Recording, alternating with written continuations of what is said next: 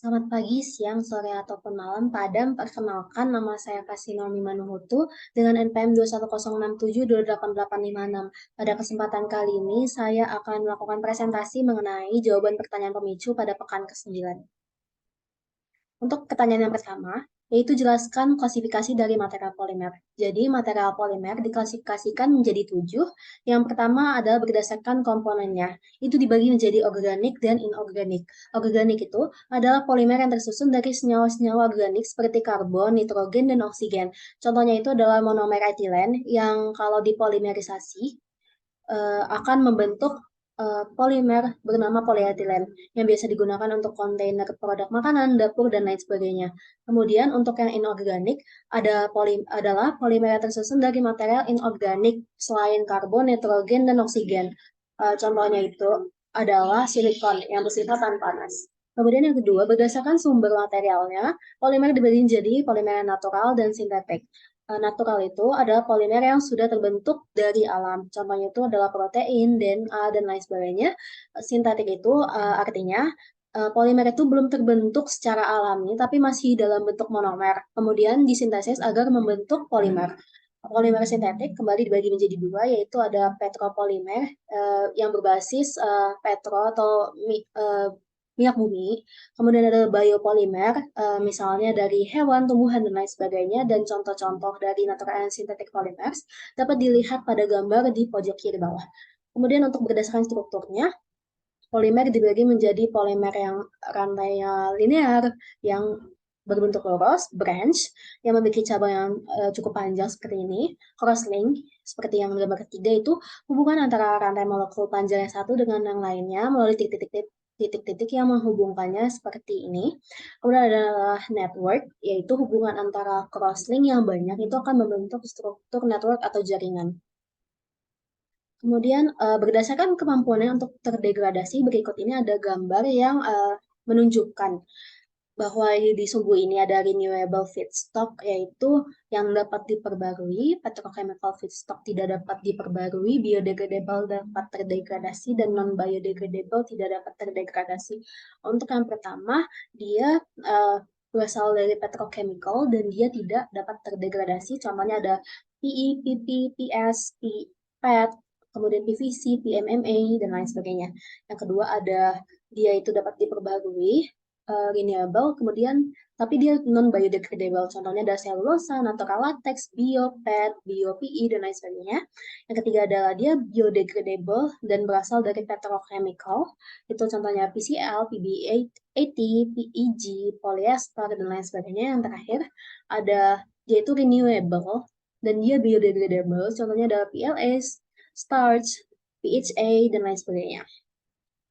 Kemudian, berdasarkan monomer penyusunnya dibagi menjadi dua, yaitu homopolimer dan copolimer. Homopolimer itu tersusun atas monomer yang sejenis atau identik seperti pada gambar ini, terlihat bahwa seluruh monomernya itu identik. Contohnya itu adalah polyethylene, polypropylen, polyvinyl klorid, dan lain sebagainya. Kalau copolimer itu tersusun dari dua atau lebih polimer yang berbeda atau tidak identik seperti pada gambar yang kedua. Susunannya dapat berbentuk alternating selang-seling seperti ini, random, block, maupun branch atau graph. Contohnya adalah ABS, yaitu acrylonitrile, butadiene, styrene. Kemudian untuk taktisity-nya, ada 3, atatik itu susunannya acak. Ini susunannya acak. Kemudian ada symbiotaktik, itu susunannya selang-seling seperti ini. Dan isotaktik itu susunannya hanya terdapat pada satu sisi seperti ini. Terus yang terakhir ada mengenai functionality dan atau gugus fungsinya. Ada dibagi menjadi beberapa, yaitu set functional polymers, and functional polymers and macromonomers. Kemudian ada set specific functional polymers, telecellulosic polymers, dan multifunctional polymers. Kemudian yang kedua pertanyaannya, apa pengaruh berat molekul terhadap sifat mekanik dan termal dari suatu polimer? Jadi secara umum, semakin besar berat molekul polimer, maka sifat mekanik dan termalnya itu akan semakin kuat dan stabil. Jadi dia berbanding lurus antara berat molekul dan sifat mekanik dan termalnya.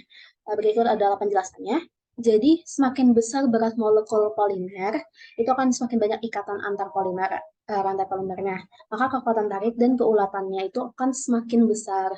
Kemudian semakin berat molekul polimer, maka rantainya itu kan akan semakin panjang. Karena semakin panjang rantainya, maka semakin berat. Kemudian, maka semakin sulit pula rantai polimer tersebut untuk geser. Maka kekakuan atau modulus elastisitasnya itu juga akan semakin besar. Kemudian, polimer dengan berat molekul yang tinggi itu, maka kan tadi kan rantai polimernya itu semakin panjang. Sehingga itu dia memerlukan lebih banyak energi untuk bergerak dan memisahkan diri satu sama lain. Maka memiliki suhu leleh yang lebih tinggi, suhu meltingnya tinggi. Kemudian, polimer dengan berat molekul tinggi itu, maka ikatan antar rantai polimer itu lebih kuat dan lebih banyak. Jadi polimer itu lebih sulit untuk terurai atau terdegradasi, maka suhu dekomposisi polimernya itu tinggi. Kemudian yang ketiga, apa saja yang memengaruhi kristalinitas polimer itu secara garis besar itu dibagi menjadi dua, yaitu berdasarkan struktur polimernya dan polimer processingnya. Yang pertama adalah struktur polimer mengenai dibagi menjadi beberapa.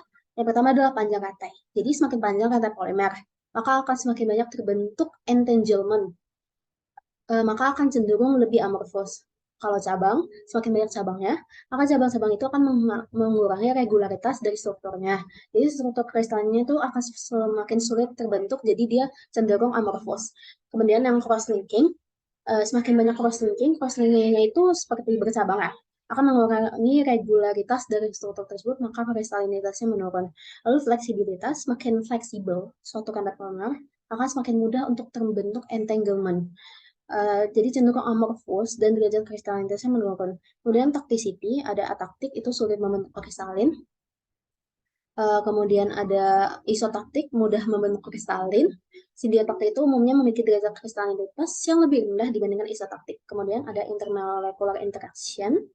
Interaksi intermolekuler itu misalnya tipe of functional group, tipe gugus fungsi. Kalau kristalinitasnya tinggi, contoh gugus fungsinya amina, ester, akrylonitr.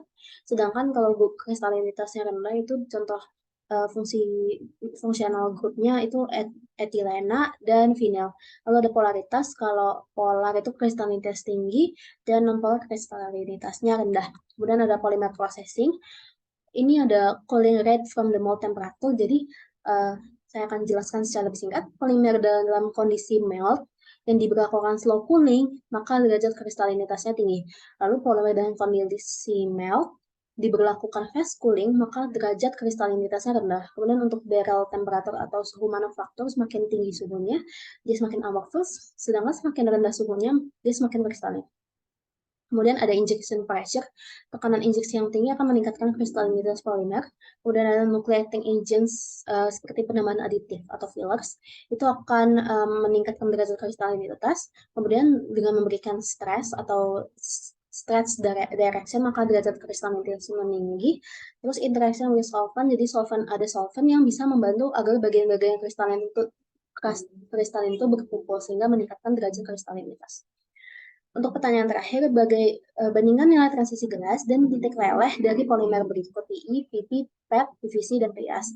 Mengapa perbedaan tersebut dapat terjadi?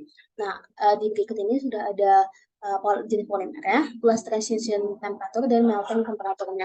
Jadi, secara umum, struktur polimer yang lebih kaku dan teratur itu akan memiliki titik leleh dan transisi gelas yang lebih tinggi, dan sebaliknya, struktur polimer yang lebih fleksibel dan tidak teratur akan memiliki titik leleh dan transisi gelas yang lebih rendah. Terdapat pula faktor-faktor seperti interaksi antar rantai, kehadiran ikatan silang, dan pengaruh pengisi atau bahan tambahan atau fillers dan aditif tadi juga dapat mengaruhi sifat-sifat tersebut. Nah, dari tabel kita dapat simpulkan bahwa struktur polimer yang paling kaku dan teratur itu adalah PET, yang memiliki titik leleh yang paling tinggi. Serta transisi gelas yang termasuk tinggi juga. Sedangkan kalau struktur polimer yang paling fleksibel dan tidak teratur itu adalah PI karena memiliki transisi gelas dan melting point yang paling rendah. Mungkin sekian presentasi dari saya. Kurang lebihnya saya mohon maaf. Terima kasih. Selamat pagi, siang, sore, ataupun malam, Bapak.